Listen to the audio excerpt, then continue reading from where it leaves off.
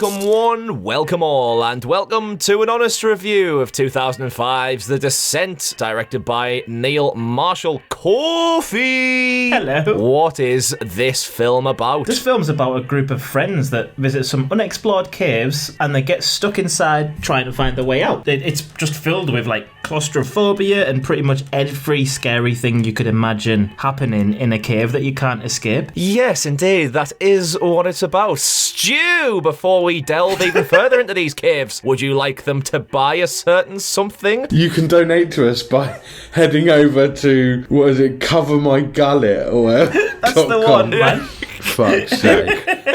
covermygullet.co.uk, where you can buy us all a beer if you're feeling generous. Anyway, let's crack on with this review. Yeah, so this one starts with a nice little happy family, doesn't it? And then the dad just stops watching the road for a second and just drives straight into a van, impales himself and their child, and just leaves the wife ultimately waking up in hospital with all of her family dead. Nice little start to this one. To be fair though, the way they crashed into the van was actually like well shot. It looked very realistic and helped to highlight the dangers of the road.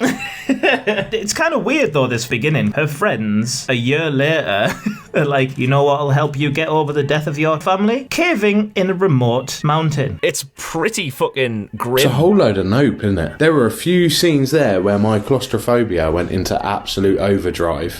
I think we found our fucking subtitle for this review.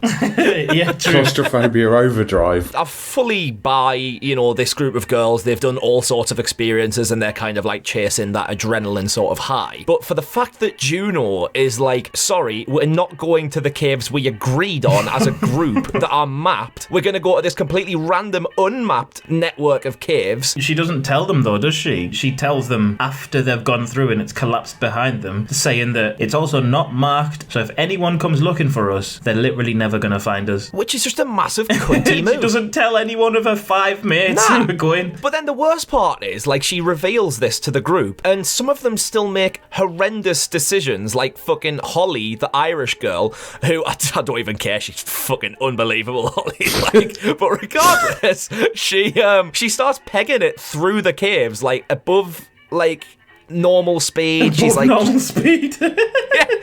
yeah, when you say a word you don't mean to say, you just try and carry it on like nothing happened. Yeah, man. She's running above normal speed and she falls down a fucking hole and breaks her leg. But like in a normal situation, if you've been told, I don't know what the route of this cave system is, you're not gonna like leg it, are you? You're gonna take your fucking time. That's very true. They hear like a baby crying, right? It turns out to be some zombie thing drinking from the water. At that point onwards, what is basically a pack of wild animals that resemble those like early versions of Dracula. Nosferatu. That's the name I was looking for, yeah. And then just begin to hunt them and tear into this pack of women. And from that point onwards, I genuinely started enjoying the film. The cave system as well. Not a single like real cave is used in the film. It's all sets.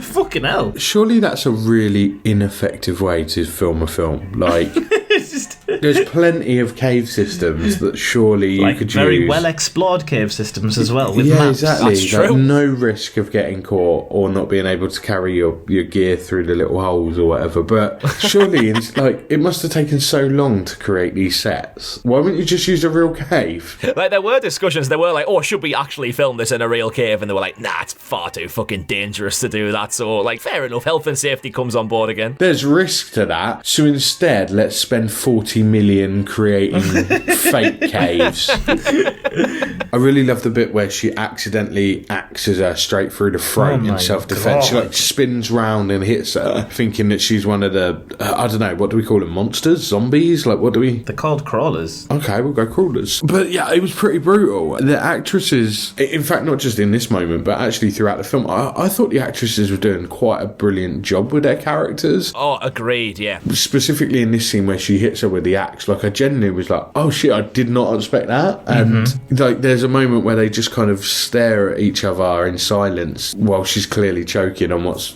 just happened. I thought that was such a good scene. Agreed. Definitely. Like, I absolutely fucking loved it. The cave system, anyway, eventually leads to a pretty fucking cool scene where there's a pool just full of blood and, like, guts and shit, like, floating on top of the water, which Sarah falls into. It's great the rest of the film because she kind of looks like Carrie. She's just got all this fucking blood pissing That's down her a hair great and her reference. face. Fantastic reference. 10 on 10 reference. Thank you. 10 on 10.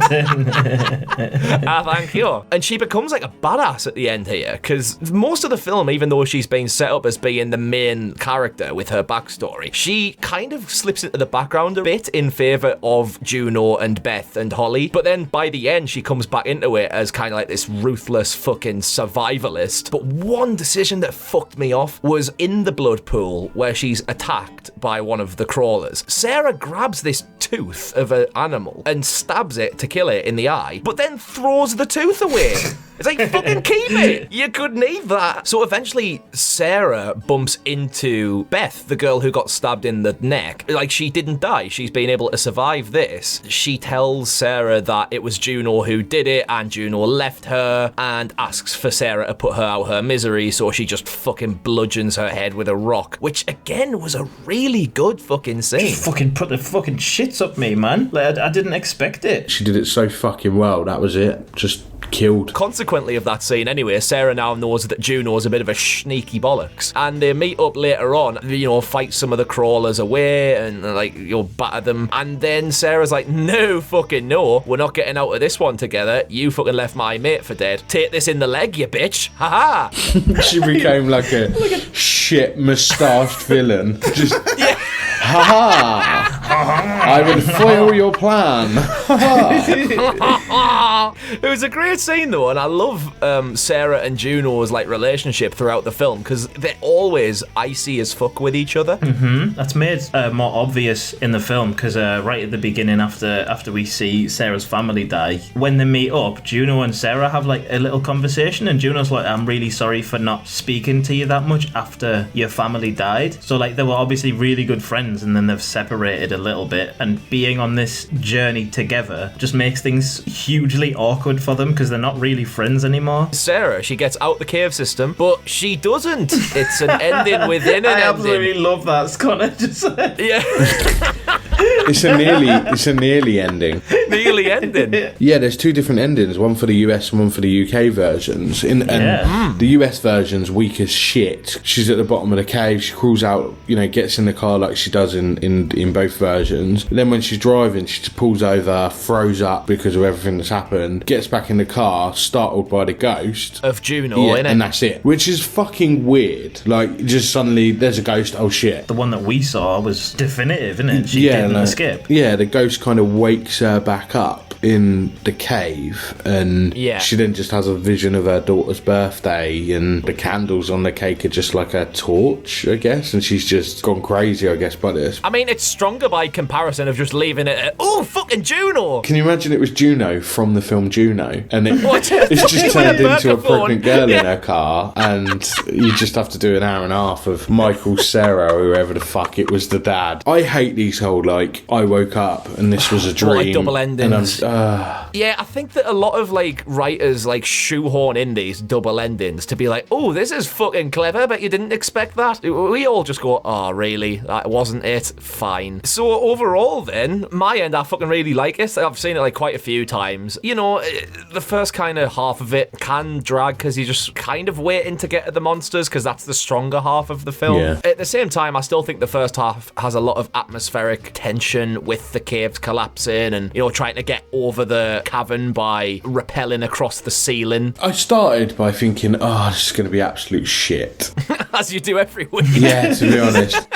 The start for me was pretty hard to watch, and I just thought, oh, I'm really not going to enjoy this. They're just going to jump scare the fuck out of it, and it's just going to be no fun at all. It progressively got quite good, and I was quite brought into it, and I really liked she had gone crazy in the cave, seeing her daughter and the torch bit at the end. But I felt the ending was really weak. I don't know, I just felt like they could have done something far better that would have kind of closed it off nicely, whereas they almost ruined the good stuff that they had brought back for me. I really enjoyed it for most of it, to be honest. It starts off pretty scary and harrowing, where you don't expect what just happened, and then all the way through there's a lot of tension between Sarah and all of her friends, and then the tension just increases consistently throughout the film until we get to the end, which was the worst part of it, like you guys have said. They shouldn't have tried to make a bit of excitement at the end, because it just took away from it. It was just a really cool idea for a horror film. Obviously there's been loads of films about adrenaline seeking, sort of doing these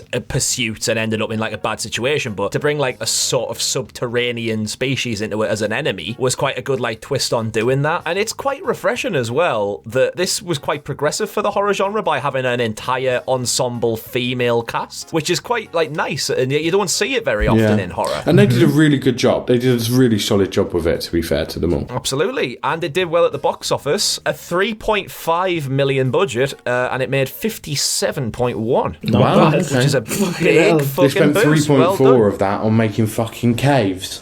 Yeah. Amazing. That was our honest review, anyway, of The Descent. Thank you for that. We'll see you next time for another Friday Fright Time. Goodbye.